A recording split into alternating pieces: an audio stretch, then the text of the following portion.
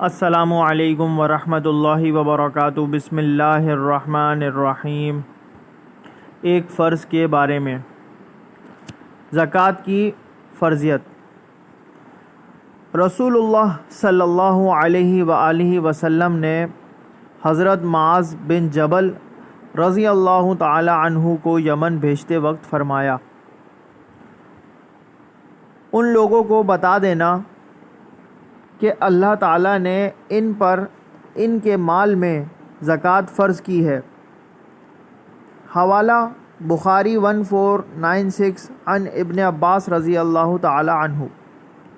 فائدہ: اگر کسی کے پاس نصاب کے برابر مال ہو تو اس میں سے زکوٰۃ ادا کرنا فرض ہے۔